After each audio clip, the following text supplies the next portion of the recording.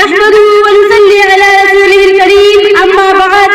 محترم سامعان، مہمان خصوصی، میرے قابل احترام اساتذہ اور میرے ہم مکتب ساتھیوں، السلام علیکم ورحمۃ اللہ وبرکاتہ. کلی کو گل مبارک، گلوں کو چمن مبارک، کلی کو گل مبارک، گلوں کو چمن مبارک. آپ سبھی کو میری طرف سے جشن آزادی مبارک. میری عزیز ماؤں اور بہنوں، آج مجھے جس موضوع پر لب کشائی کرنے کا موقع دیا گیا ہے وہ ہے ہندوستان کی آزادی میں ہمارے علماء کا کردار. میرے عزیز ساتھیوں، آپ نے بہت سے لیکچر اور بھاشن سنے لیکن کسی مسلمان کا نام نہیں آتا. حالانکہ ہندوستان کی آزادی میں تو مسلمان بھی تھے، جیسے شاہ عبدالعزیز، مولانا رشید احمد گنگوہی، شیخ الہند محمود الحسن دیوبندی، مولانا قاسم نانوتوی، ان کے نام نہیں آتے. تو قرآن کہتا ہے کہ اللہ تبارک و تعالیٰ ارشاد فرماتا ہے، جو آخرت کا ارادہ کرے گا، آخرت کے لیے محنت کرے گا، اس کا نام بھی آسمانوں پر ہوگا. سب سے پہلے کسی کو معلوم بھی نہیں تھا کہ انگریز آتے گئے اور قبضے پر قبضہ کرتے گئے. وہ تو اللہ کے ایک ولی کھڑے ہو گئے جن کا نام ہے شاہ عبدالعزیز. میں تو فخر کے ساتھ کہتی ہوں کہ ہندوستان کو آزاد کرانے میں سب سے بڑا جو رول ادا کیا ہے وہ مسلمان تھے.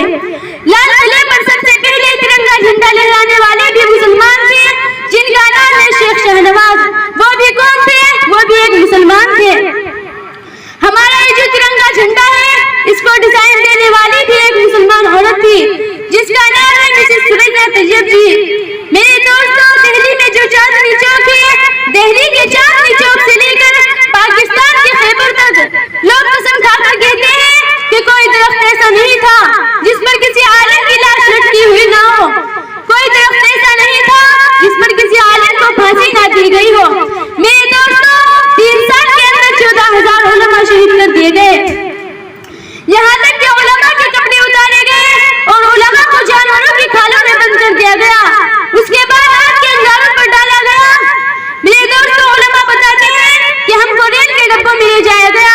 وہ کہتے ہیں کہ جب ہم کو ریل کے ڈبوں میں لے جایا جا رہا تھا تو ہم کو 22 گھنٹوں کے بعد پانی پلایا جاتا تھا. مولانا جعفر کہتے ہیں کہ جب ہم کو ریل کے ڈبوں میں سے نکالا گیا تو ہم کو لوہے کے پنجروں میں بند کر دیا گیا. جو چاروں طرف سے نوک والے تھے، اٹھتے تب چپ تھے، بیٹھتے تب چپ تھے، کھڑے ہوتے تب چپ تھے. مولانا جعفر کہتے ہیں کہ جب ہم کو لے جایا جا رہا تھا تو میرا 4 سال کا بچہ میرے پاس آیا اور ہاتھ ڈال کر کہنے لگا کہ ابا باہر آ جاؤ.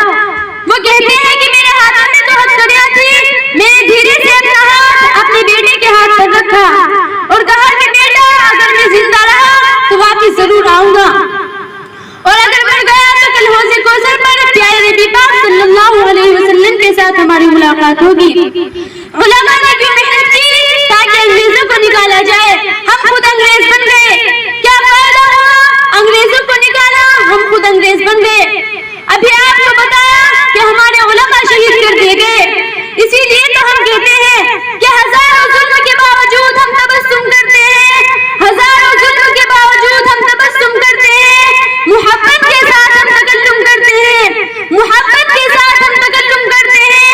وہ وطن سے وفاداری کا ثبوت مانگتے ہیں، وہ وطن سے وفاداری کا ثبوت مانگتے ہیں. ہم اسی وطن کی خاک سے تیمم کرتے ہیں. اگر ہم کو وضو کے لیے پانی نہ ملے تو ہم اسی وطن کی خاک سے تیمم کرتے ہیں. تو پاک پوتر زمین کو ہم نے سمجھا. کیا فائدہ ہوا؟ ہم تو خود انگریز بن گئے. اللہ ہم سب کو وطن سے محبت کی توفیق عطا فرمائے. ہم تو خود انگریز بن کر بیٹھے ہیں، شلوار قمیض پہنے کے آتے ہیں، جینس ٹاپ، ٹراؤزر کرتی، پلازو کرتی، شارٹ کپڑے. ارے ہم کو تو شرم بھی نہیں آتی، ہمیں تو ڈوب کر مر جانا چاہیے. بیچارے وہ مولانا جعفر، ٹیپو سلطان، ان کا ایک ہی کام تھا، ایک ہی نعرہ تھا کہ انگریزوں کو نکالو، اسلامی نظام لے کر آؤ، اسلامی طریقہ لے کر آؤ، مصطفیٰ کا قانون لے کر آؤ، مصطفیٰ کا طریقہ لے کر آؤ. ہم تو خود انگریز بن گئے. جینس ٹاپ، ٹراؤزر، پلازو کرتی. ارے بال کیا ہے، ہم کو تو شرم بھی نہیں آتی. کیا ہمارے نبی نے ہم کو یہی سکھایا تھا؟ کیا ہمارے علماء نے ہم کو یہی بتایا تھا؟ آج جب ہم جھنڈا لہراتے ہیں تو آنکھوں سے آنسو نکل پڑتے ہیں. کیا ہمیں مصطفیٰ کا نظام چاہیے تھا، مصطفیٰ کا طریقہ چاہیے تھا؟ ہم تو خود انگریز بن کر بیٹھے ہیں. ہمارا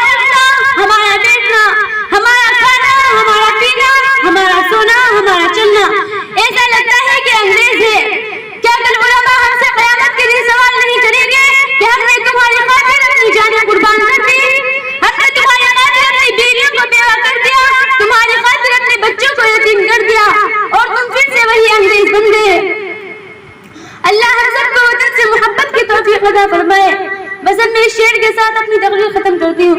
وطن کی سربلندی میں ہمارا کام شامل ہے, وطن کی سربلندی میں ہمارا کام شامل ہے, وطن کی ہر ترقی میں ہمارا نام شامل ہے, وطن کی ہر ترقی میں ہمارا نام شامل ہے. آتی ہے ہند کے پھولوں سے قرآن کی خوشبو, آتی ہے ہند کے پھولوں سے قرآن کی خوشبو, کیونکہ جنگ آزادی میں ہمارے علماء کا خون شامل ہے. وآخر دعوانا الحمدللہ رب العالمین. السلام علیکم ورحمۃ اللہ وبرکاتہ.